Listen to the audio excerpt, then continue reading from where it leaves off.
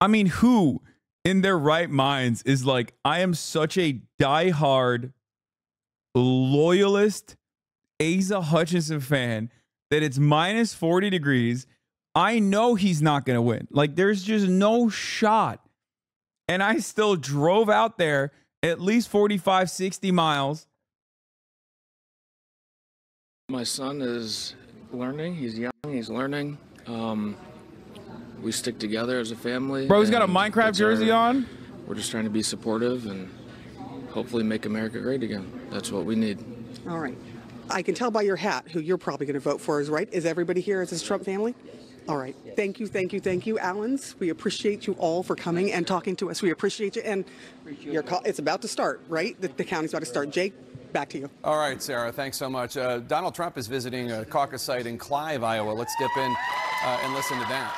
Yes, my goat. China to pay $28 billion to the farmers of our country because they took advantage of politicians. Wait, that's literally false. What? I mean, okay. Well, I shouldn't be shocked that he's lying, I guess. Farmers, and it's not going to happen, and it will never happen with me.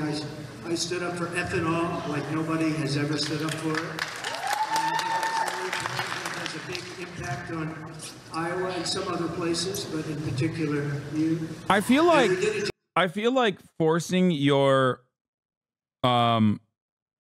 Minecraft loving child to go and caucus around smelly old people in the middle of an afternoon is probably the most surefire way that they're never going to vote Republican again, right? I assume that there is 0% chance that that child's becoming a communist, okay? That child in like 3 or 4 years is going to be in this community being like, dude, I hate my father. He's so fucking annoying. Like, he's such a psychotic hog. I mean, half of this community is exactly like that kid. Anyway. Former President Trump is speaking, trying to get anybody here who is undecided, or maybe people who have come here and thought maybe they were going to support somebody else, to be on his side. And, you know, this sounds so basic, but listening to him, it's crystallizing in my mind that all the other candidates are saying what they would do. He gets to say what he did do. And he's going through a litany of all of the things that he did when he was president that people in this room love, on issues from immigration to international security. He even talked about the trade war that sparked with China, and he helped to give $28 billion to farmers, many of whom were helped in this state. Well, first of all, when he walked in the room, the reaction was electric. Everybody, there may be people here for a lot of other candidates, there was genuine excitement. Everybody stood up, gave him a standing ovation. I completely agree with you, and it's interesting, he's not, at least the part that we heard so far, he's not talking about 2020. He's not talking grievance. Although I just heard somebody scream, "You didn't lose." But continue. Well, you can't help the audience. But I mean, he was exactly saying how much better the country was when he was president than it is now. And I think you're going to see, I'm told, an increasing focus on Biden and a general election, in a sense that, assuming that he does well tonight, that let's get this nomination over with and unite and fight Joe Biden. Yeah, I mean, I think, the thing that we can't lose sight of is that this really is a race between two incumbents, for all intents and purposes, in Joe Biden and Donald Trump. Donald Trump is one of the most famous men on the entire planet, right? It makes sense that he has been the front runner all along. And I think what really has driven that dynamic is that no other candidate has made a convincing argument against him or shown the country that they can stand up and become or be a bigger deal than he is. You know, it's so true. And what you said about the way that this room changed when he walked in and the people here realized that he was here, it's a reminder that one of the main reasons that people love him and people don't love him, but in this case, it's the people who love him, it's because of not just what he says, but how he makes them feel. It is his the reason why he has been so incredibly successful with the people who are what do people say? Stuck to him and would walk through fire for him. And I've met a lot of people like that here in Iowa. That's awesome. Here. Gives them like, oh, I can't vote for him because what are the things that they tell me? What answers can I help you provide? Or just well, the only one I've had, and I couldn't even remember who said that to me, but they mentioned it's dark skin, you know, and they think Muslim right away. And so I kind of set them straight on that, whether they believe I thought I was covering for it. I don't know, but I can't hear anything that she's saying. I can't understand it. But anyway, that's right, folks. 2024 decision time. Let's get to the khaki Kernacki man as himself. these votes come in tonight, we're going to be getting to. So let me just start going through them as we got a fifth one in right now. We'll start in Lyon County, far northwest Iowa. He's dark-skinned and Muslim? Religious. Oh, my God. Of all the 99 counties in Iowa, this was Donald Trump's second worst county in 2016, the first time he ran. Look, you can't even see him on our list of the top three right here. This county speaks to the heart of what we were talking about. In 2016, evangelical Christians, especially church-going evangelical Christians in Iowa, were skeptical of Trump. Some were hostile toward Trump. And boy, did you see it in Lyon County and in northwest Iowa. Now, this is not all of the county. This is a fraction of the county.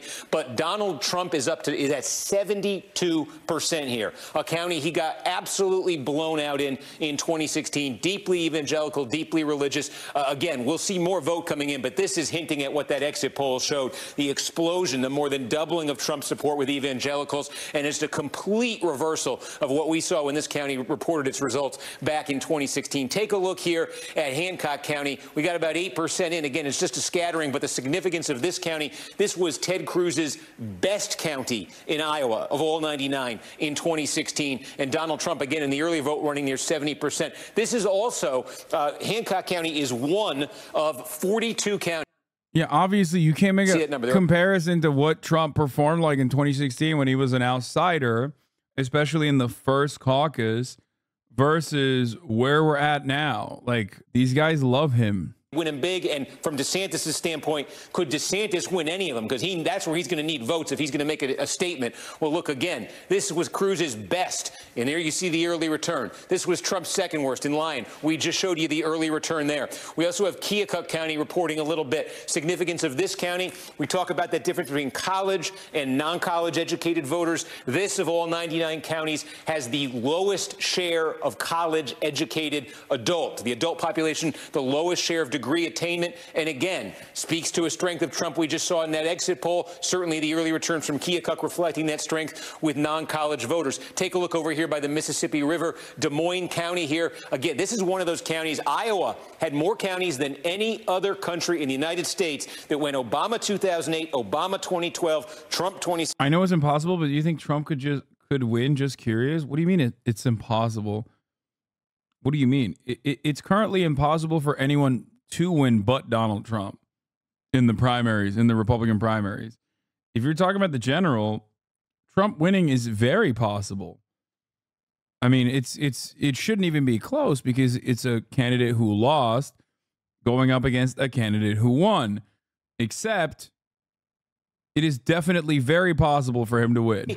About 1 out of every 6 caucus votes cast tonight in Iowa from this one county. This county is different than a lot of what we've been talking about here. This has the 4th highest rate of a college degree attainment of any county in Iowa. This gets to that Haley base we're talking about. College educated, wealthy, urban, suburban. Look how Polk voted in 2016. It was a Rubio County. Cruz is up there. Trump finished 3rd here in 2016. So very, very early going. 13 votes you see on the screen in front of you. This is like one precinct coming in. But this is the county as votes come in. Keep an eye on it, because if Nikki Haley's going to be doing anything tonight, she's going to be doing it in places like Polk. She's going to be doing it right next door. Dallas County, big suburban county right outside Des Moines. Rubio, Marco Rubio, with a similar coalition, won this in 2016. She'd have to do it in Story County. This is where Ames is. Iowa State University, home of the Cyclones. Johnson County, University of Iowa. Iowa City. These were all Marco Rubio counties in 2016. Lynn County, this is where Cedar Rapids is. Why are people not as racist to Haley? What do you mean? Her name is Nikki Haley, and most people don't know she's Indian. That's it. If it takes effort to find out what someone's background is, then most people are not going to know. Her name is Nikki. Her name is Nikki Haley. She's white as hell. I've never, well, there's people still right now. There are people still in the chat going, what? Nikki Haley is Indian? Yes, her name is Nimrata.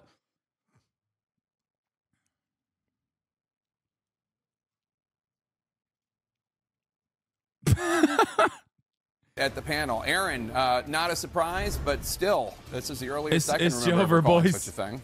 Damn, that exactly. Both things are true. Not quick. a surprise, and yet it is 8:30 Eastern. Those caucus doors opened 30 minutes ago. And here we are, Caitlin, with a projection. And you could see it in those entrance polls, but, I mean, it is very decisive. Yeah, and the question for Trump's team really here is how big is this victory going to be? They expected for him to win. Obviously, if he did it, it would be like a meteor striking the earth in their world.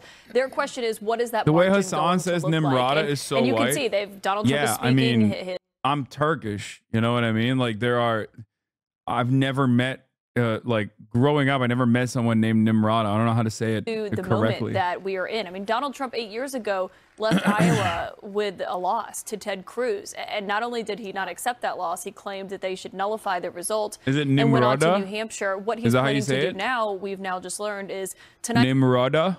New York, and tomorrow he'll attend the opening arguments of the E. Jean Carroll trial, where the jury is going to determine how much Did I he get it owes right? Did I get it good? damages and that. And then he'll be going to New Hampshire tomorrow night after that. And it just speaks to how he is really balancing the campaign trail and the courthouse here in these moments. And so we will likely hear from him tonight. But it goes to what this campaign and what this primary is being defined by. And it's Donald Trump's legal troubles, but also really decisive victories and a strong hold on the Republican Party. And you see, yeah, go ahead. I mean, he's really made over the Republican Party, really, which what you're seeing from these entrant polls is just that. The way that the voters identify is that better? The very conservative voters, the moderate, the other conservative voters leaning towards Trump, but also just the fact that they identify themselves overwhelmingly as part of the MAGA movement, that they falsely believe that the 2020 better but election slightly racist. Would Joe Biden Bro, not win it is the one time when it's literally not racist. Okay, trying to say like a non-white, non-American name, originally like an Indian name or whatever, correctly is the one time where you can sound racist, but it's like the exact opposite of racism. Okay, it's the same as like. It's the same as saying speaking other languages is racist. Enunciate T with the tip of your tongue. Nimrata. Oh, Nimrata? Wait, you rolled the R? No, I thought you didn't roll the R. Of course I can roll R's. Turkish people roll R's. The fuck do you mean? I don't think you rolled the R. Worse and worse every time. The real race is the people who refuse to try. Yes. Call Raj Patel.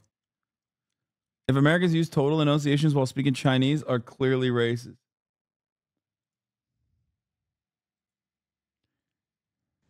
Nimrata. Wait, that's it? Nimrata? Nimrata? Nimrata. Nimrata?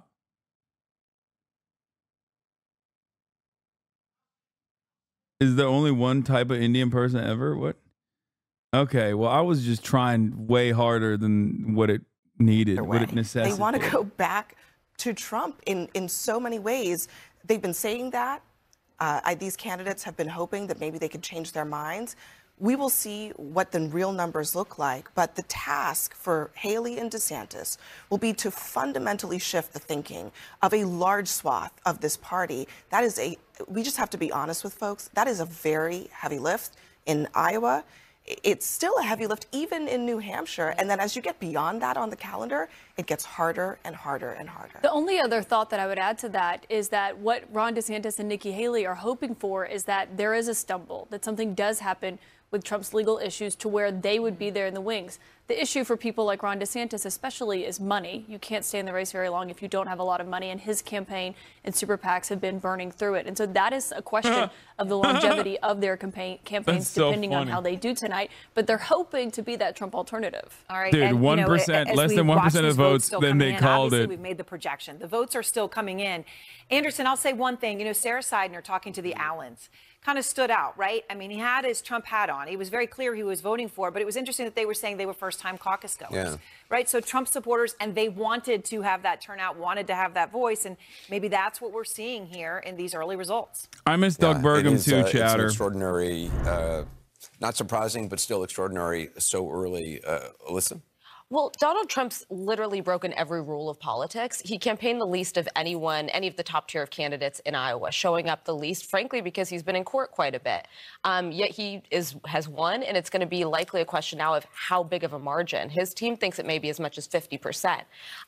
We're going to see kind of a taste of what the general will look like very quickly, because tomorrow, as Caitlin said, he's going to be in New York for his defamation trial. Then he's going to go to New Hampshire. Then he's going to have to jump back here for a number of other cases that he has coming up. So he's broken the rules. It's worked in a primary because he is kind of the dominant force running as almost an incumbent. But that's a lot tougher in a general election. For anybody thinking that this race goes on for Nikki Haley and Ron DeSantis, it's very difficult when they don't even go after the front runner. I mean, at this stage, how can you make any inroad on the front runner if you don't really discuss the front runner? Well, and also, you know, the idea that finishing second here so far back is any momentum. It's not a race for second. It's a race for relevancy. And everyone's losing except for Donald Trump. And, you know, if you look at the entrance polling we've done, if you look at the expected results here, this Republican Party wants to give Donald Trump one more shot. No way. Guys, are you serious? Dude, what? That's so crazy. Dude, that's wild. What?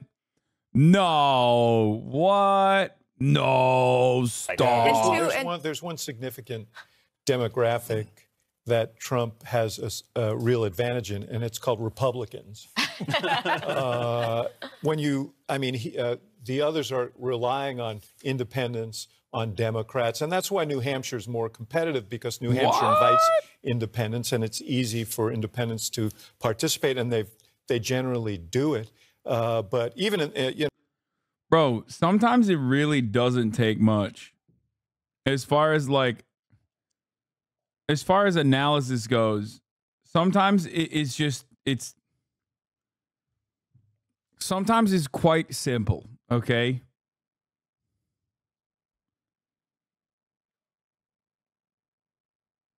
This is one of those moments. The media for the past week or so has been trying to be like, yeah, Trump is #1 and people really want him. But also, like, what if it was Nikki Haley, who's awesome, and we like her a lot? We like her more than we like Joe Biden, even, who's bad. But Nikki Haley is not so bad. Have you guys thought about voting for Nikki Haley? Like, when you do that, you're not doing shit. The base of the Republican Party is solidly on board with Trump, and have been, and will continue to be on board with Trump. That's it.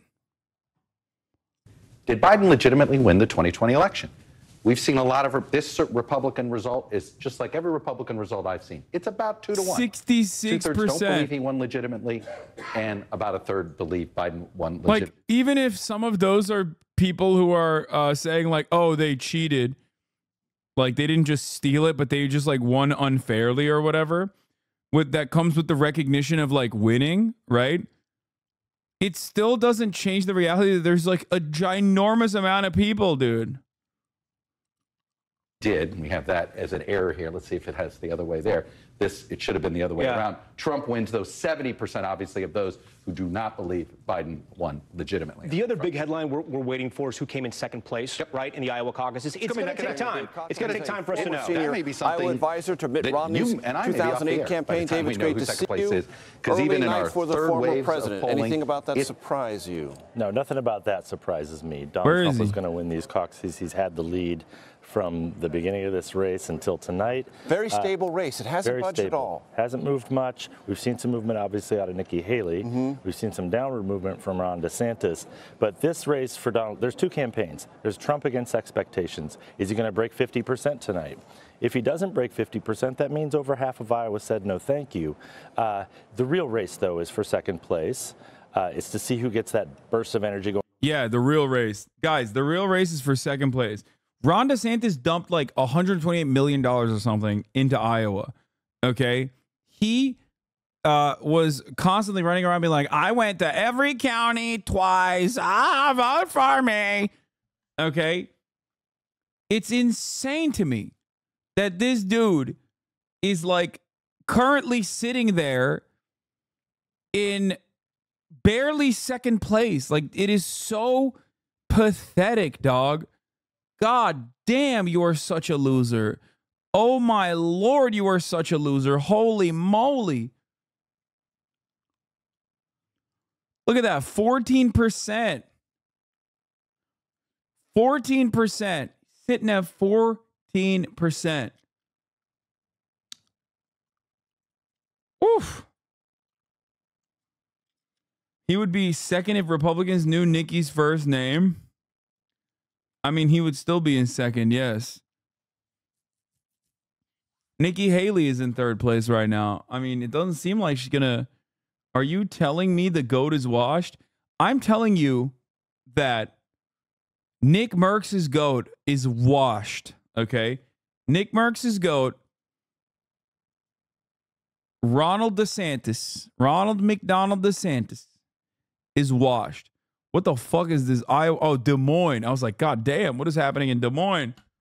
Libs. At 42.9% to Ron DeSantis is 39.3%. Keep in mind, this is just one precinct inside one county. It doesn't give you a picture. Bro, there is nothing funnier than 3.6% for others, and Asa Hutchinson can't even get the others.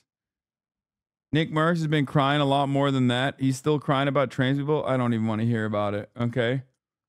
I don't want to hear about it. Forecasting for the second blaze. Oh my God. What is happening with the needle? We're keeping track of each candidate's chance of being the runner-up in Iowa. They busted out the needle for second place. God, what a loser party this is. Wait, what the fuck is this shit? CBS News examines whether they can defend themselves. Putin, Ukraine, China. We're talking about Taiwan. That's funny. They're talking about Taiwan defending itself.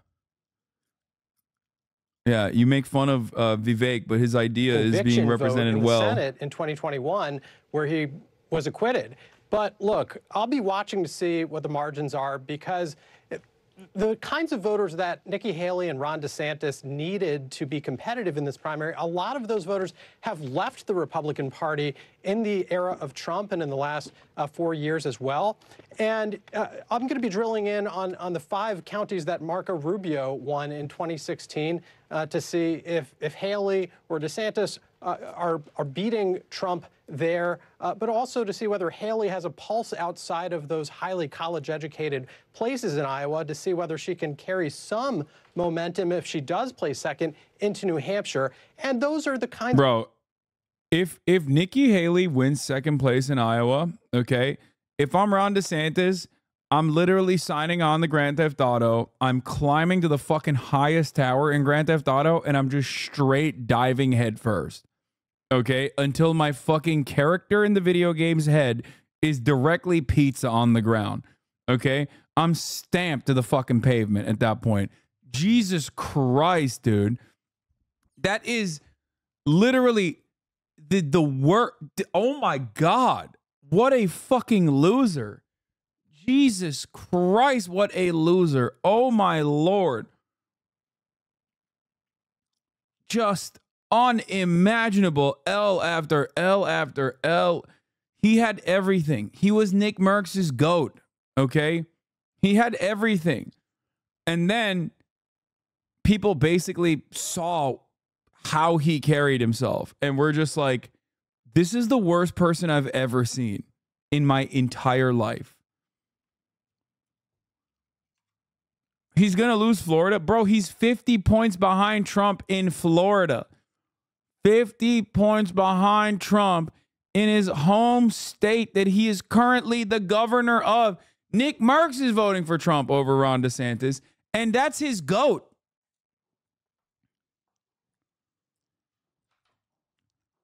I love the idea of Nick Merckx being like a still to this day, like a diehard Ron DeSantis loyalist, though. That's pretty funny. McCain lost the Iowa caucus in 2008. It's been a long time. You have to go back a ways to find an Iowa caucus winner going on to win the Republican nomination. Obviously, we've never seen a victory quite like this one. What do they have to do? Look, Nikki Haley has staked her campaign as much as Ron DeSantis has on Iowa on New Hampshire.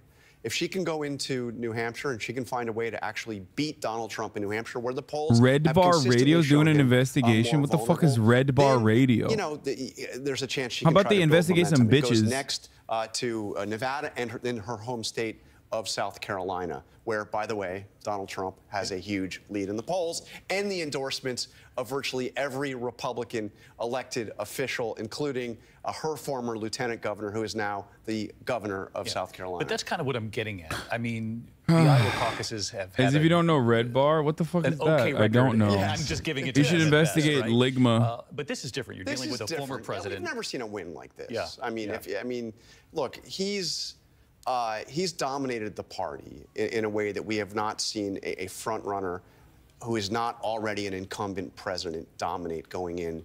What's to Ligma? primary season. Is it over? No. Ligma We're just now balls, having chat. the first votes actually cast in Iowa, which is, you know, relatively small. But this is a national primary, because once you get past New Hampshire, Iowa, Nevada, you know, March 5th, we're at Super Tuesday. Here's where it could get interesting and really quickly. Yeah. You mentioned New Hampshire up next. The most recent polling shows Nikki Haley coming within single digits now of Donald Trump in New Hampshire. Yeah. She's tried to say in these last 24 to 36 hours, this is a two-person I've done it race. again. Yeah. So again, she's holding on to that. But as you point out, you look a little beyond that. You see South Carolina, where she's not leading in her home state. New Hampshire, where she's getting closer, but still trailing Donald Trump. So we'll have to see where these numbers land at the end of this evening. But it's going to be a tough fight for the person who's in second place. I mean, one of the things that helps her in New Hampshire is that in New Hampshire, independents can vote in the Republican primary. That's not the case in South Carolina and in a lot of the states that follow, where you have to be a Republican to vote in the Republican primary. She will benefit from the fact that people that want to stop Donald Trump, some who are not Republicans, can get a chance to try to give her a boost. But that's why this race for second actually matters. I mean, it doesn't matter in terms of the delegate allocation. Okay, shut up. All right. I mean, oh, no disrespect. Caitlin Collins says, a sign of how Trump is balancing the campaign trail in the courthouse, he will go from Iowa tonight to New York, where he'll attend the opening of the trial tomorrow, where a jury will determine how much he'll pay in damages to E.G. and Carroll. Then back to New Hampshire tomorrow night, potentially back for court Wednesday, and another event in New Hampshire Wednesday. Messed up how much my man has to fly around, dude. How long into this election will they ride the second place is a really important train? New Hampshire. And then it's over, probably. Whoa, Nikki Haley, come up, folks. What is happening, folks? Let me tell you, 2% of the votes are in, and Donald Trump has dropped off the map. Went all the way down to a 54-point. Nikki Haley coming in strong, slay mama at 20%. God damn it. Ladies and gentlemen. Ladies and gentlemen. She is slaying. Okay? She is mother cunt. She is slaying. She is Nimrata Haley. Did I say it right? I don't know, but it doesn't matter. Second place might as well be first place in our hearts. It's Nikki Haley time. That mother is mothering. View all candidates. Chris Christie has more than Asa Hutchinson. No shot. Get out of here. Magnitude 8 slay mother quake on the Cunter scale.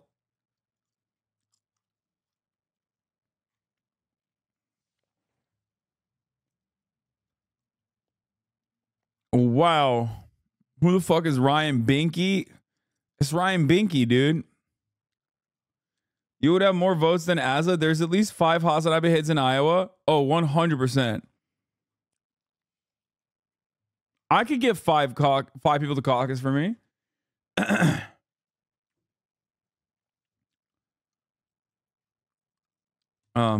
Asa, more like Azan. I'm a HasanAbi hit in Des Moines, Iowa. I'm sorry. Oh. Not this weather, you can't. If I made a push for it, I could.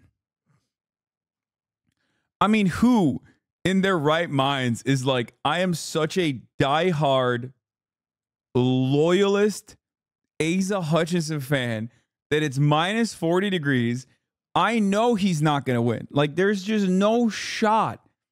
And I still drove out there at least 45, 60 miles to a caucus location to be a caucus captain for Asa Hutchinson. Who? My man said her employees. People in the chat think Asa Hutchinson is a woman. That's how it's right on there. It's on the screen. And people think he is a woman, bro. There is no campaign that has been more disastrous. Okay? It's so bad. Like, he's so irrelevant. Even though he is on the screen right now, people are still like, what do you mean?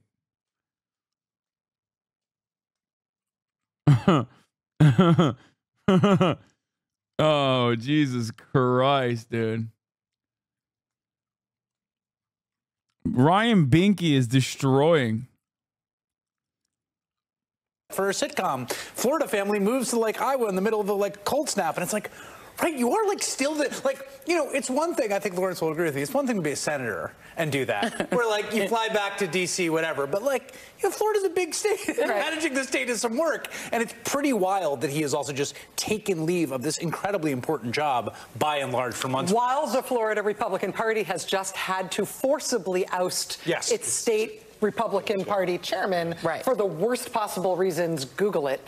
I have to tell you, we did just get that updated projection from the decision desk about the expected turnout, lower than expected turnout projected by the decision desk, expected to be around 130,000. That is 56,000 fewer people than turned out in 2016. Steve, do you have any insight for us into that call and what that means in terms of that turnout projection? Yeah, I mean, it's a question here. Look, the race was very different, obviously, this time around than it was Bro, I in told 2016. You, save me, I'll vote Asa. Look at my logs, you tanky. Jesus, fuck, you leave no room for any other options. 5 points for the lead. So is it that? Wait, you're going to actually vote for Asa? Do it. Ada. Vote for Ada. A vote for Ada is a vote for me. A vote for Ada is at the top of the hour. That's right.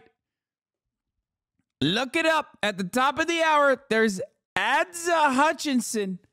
3 minutes of ads at the top of the hour. If you no longer want to see those ads, all you need to do is subscribe. Believe me, folks.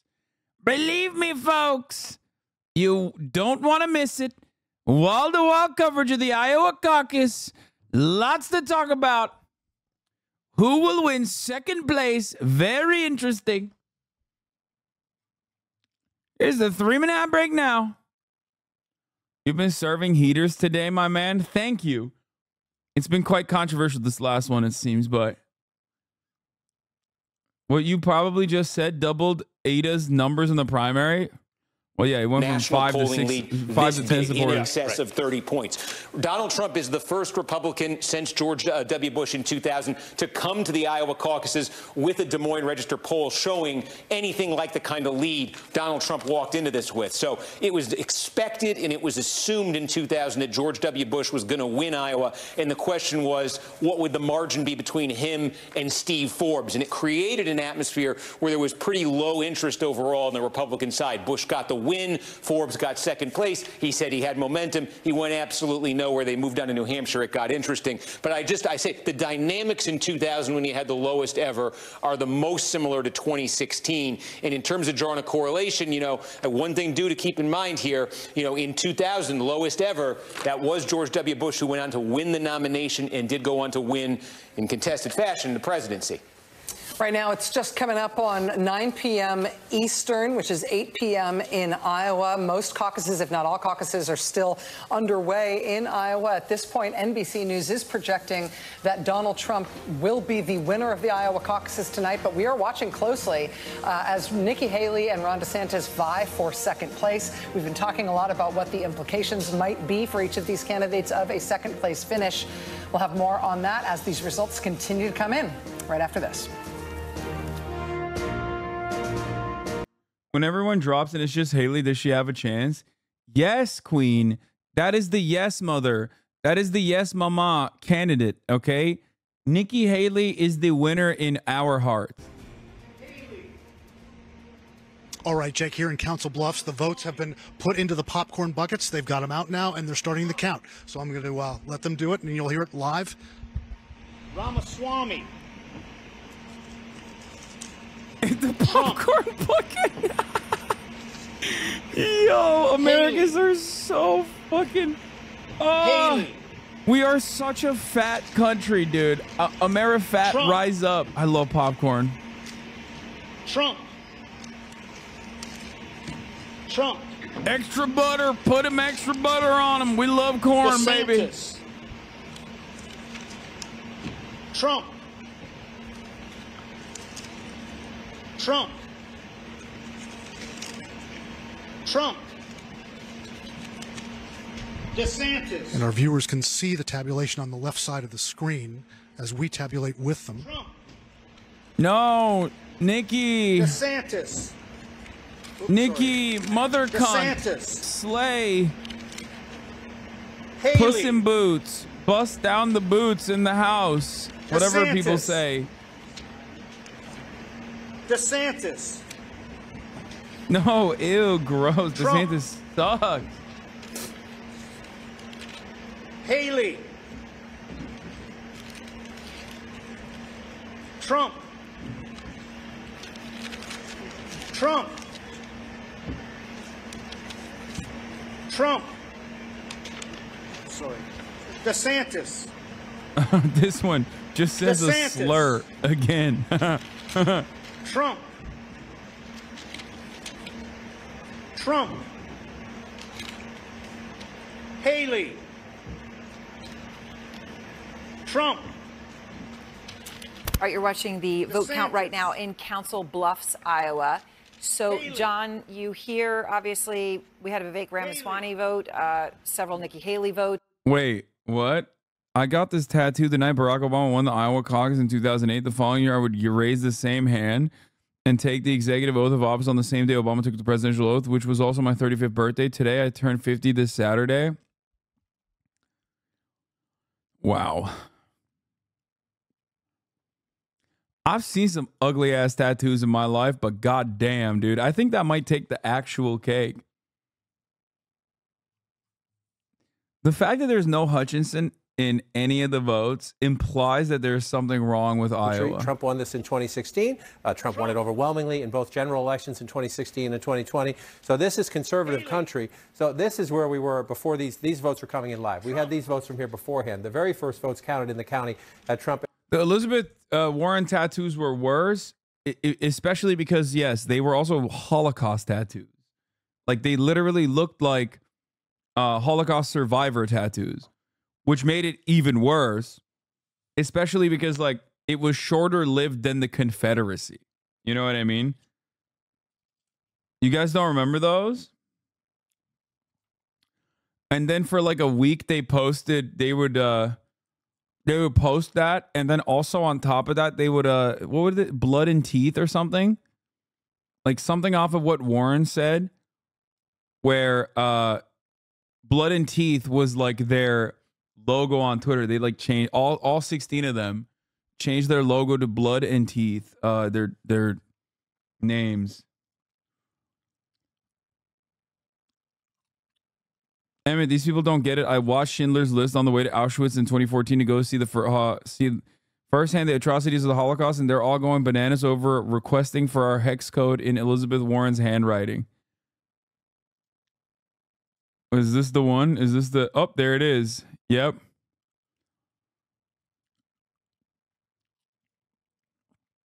Your girl in a Julian Castro shirt and a fresh new Elizabeth Warren tattoo. I understand the significance of this for you, but as a Jewish person who has family in the Holocaust, this tattoo is pretty offensive. Also, like, I get it. I'm a graphic designer too, but there are many better ways to use a Warren design than this.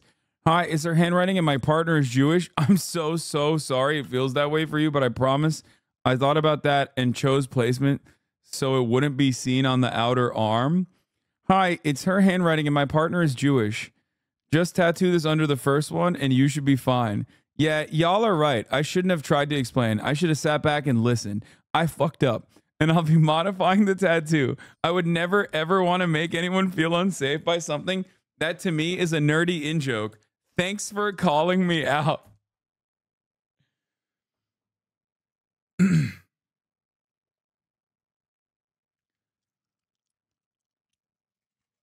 They used the hexadecimal color code. God, American politics is fucking